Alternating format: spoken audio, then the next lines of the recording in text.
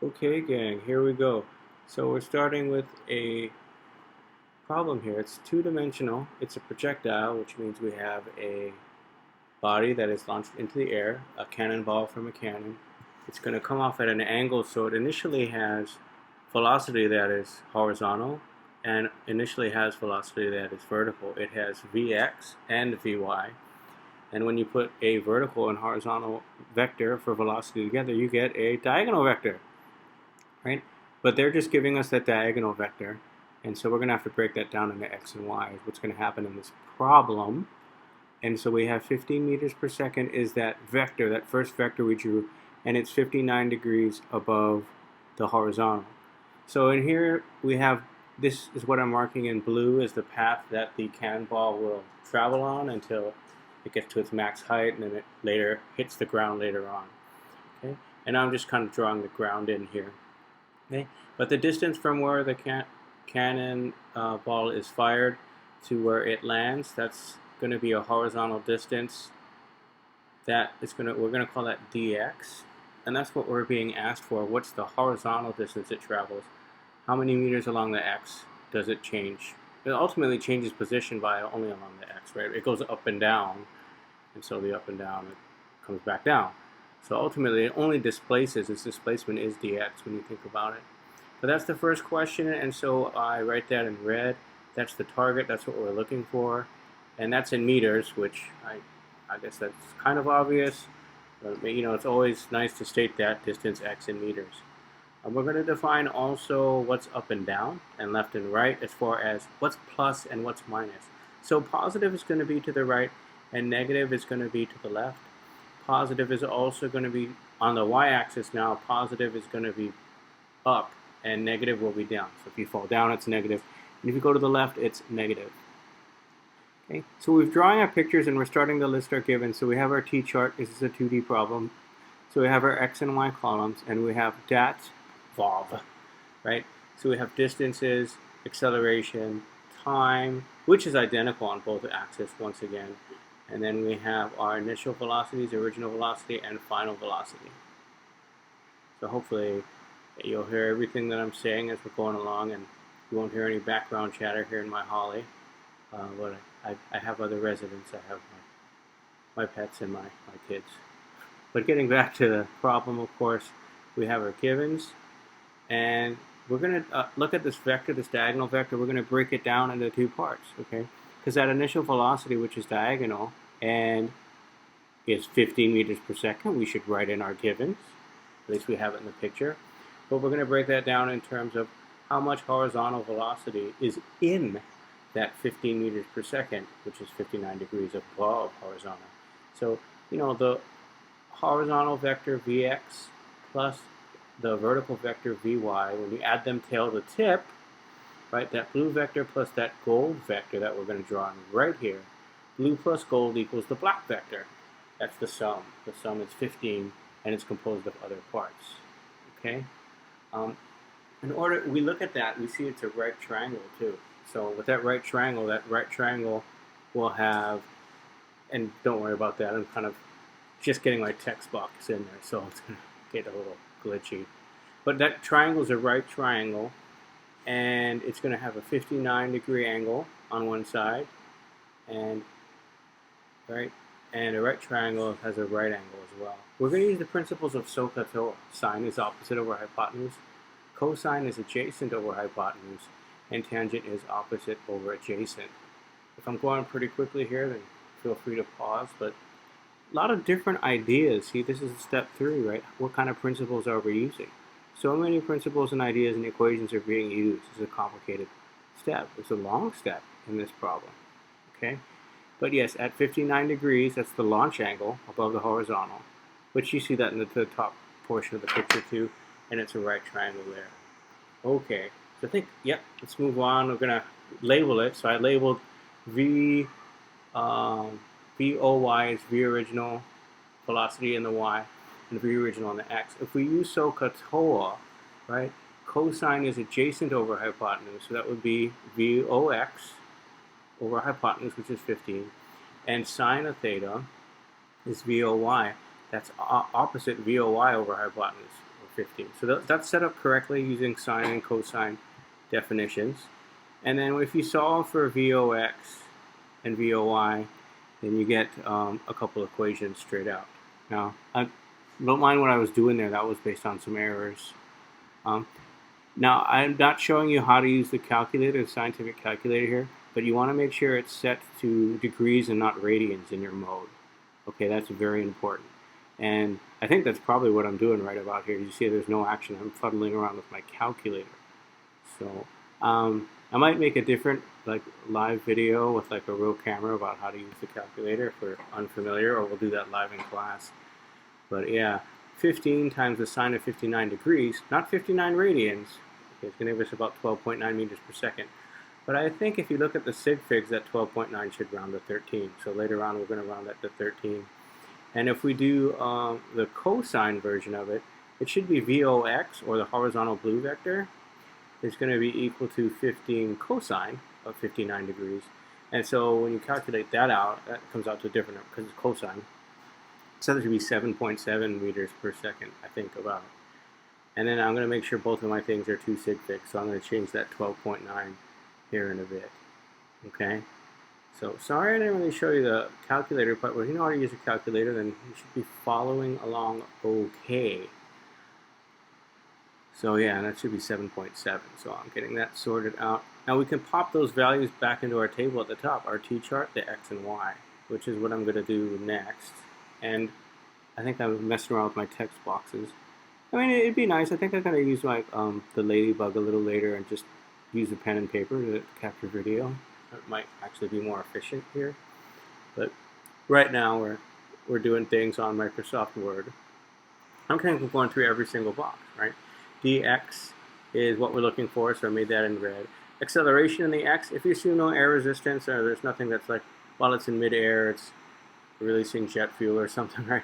It's not going to have any horizontal acceleration, so that's 0. But vertical acceleration is due to a real pull or force of gravity, and that's 9.8 meters per second squared. Notice I got a negative sign because down is gravity and down is negative according to how we defined our directions at the beginning of the problem. Okay, so we can plug in our initial velocity in the x, but since there's no acceleration in the x, that's going to be equal to our final velocity in the x also. So that's 7.7 meters per second as well. I think I write that in again, so that's fine. And there's also going to be something that will be kind of assumed that maybe we would have proven in another problem regarding the velocity in the y a bit later. But here I'm just dragging the text box in because I don't feel like using the pen anymore. So that 7.7 is also the final velocity, because on the x it's going to have a constant velocity until it kind of skids and touches the ground. It's got no reason to change how fast it's going from left to right for this cannonball. Okay. So in the Vy situation, we have 13 meters per second. So that's what I'm kind of typed in there, 13. 13 meters per second is going up. That's a positive. But when it comes back down, what goes up comes down. As a rule of thumb, it's going to be symmetrical. So whatever gravity is taking away as it goes to the top, that gravity is going to give that velocity back over the same distance. This is going to take the same amount of time to go up and down, and it's going to take the same distance, right, the same height to go to the top height as it's going to fall. It's going to rise as much as it falls. So these are reasons why the top velocity, the velocity upwards initially is equal to the velocity downwards, well, times -1. So it's the same speed up and down, but obviously the direction is different. So if I have positive 13 meters per second as my initial velocity going up, I'm going to have negative 13 meters per second coming down. So I can list that as a given, and I can also use that in this equation. We're going to do the total time as it rises and falls. That's the time that corresponds to the t in the equation I just wrote down there. This is all working in the y-axis, so we're going to do solving for time by using motion in the up and down or vertical. So there I'm writing in negative 13 meters per second. What goes up comes down. And the initial and final speeds are equal and opposite. Okay? So negative 13 is going to equal positive 13 plus negative 9.8, because that's acceleration is downward. And times time. So we can solve for that time that it takes for the cannonball to go up and down. And that time to go up and down is the same time to go from left to right. It's all happening at the same time. X motion and Y motion are happening at the same time. Time is the same on both axes.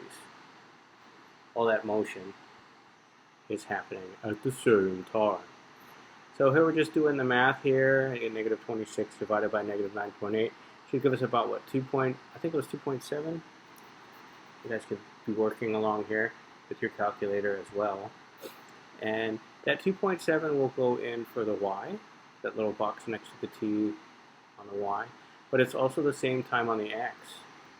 Okay, so that's great because we can solve for that distance on the x because we have the time on the x now, which is also the time on the y, because obviously that's what the equation just told us. But the physics tells us, right, that it's the same time on the x as well. So we can carry things over because we understand the situation. Now to solve for dx, distance in the x, we'll use, I guess, that equation on the horizontal. And so I'm going to write that in. D equals 1/2 at squared plus v initial times time is one of our three wonderful kinematic equations in our toolbox. And there's no acceleration along the x. This is all working along the x. We have the little dx there to kind of remind us we should plug in only x variables. Okay? And if we're plugging only in x variables, then one of those x variables is no acceleration on the x. And so we've got rate times time, and we're going to have half our problem already done because we have 7.7, because that is the velocity along the x, and the time along the x of 2.7 seconds. Okay, so all we're going to do is multiply, and then we have the first part of our problem done. Okay, there's going to be a second part of our problem after this. Actually, you see there's two question marks, so this is two questions in one, but it's kind of one situation. Okay, so all we're going to do now is kind of make things nice. I guess I'm going to a text box here. That's 7.7. I think it's about 20.8 meters total, but I round it to 21 meters, and so that's what I'm going to type in here. 21 meters is my final answer. And I guess my dog was excited about getting to that final answer. He's cheering us on in the background there. Okay. So I'm going to have to scroll down a bit, you're going to notice, because we're going to start to answer the second question, which is, what will a cannonball's maximum height be? Okay, and you can hear the machine in the background, just like the machine. That's our minds working as we think about this problem, right? Yeah, sound effects.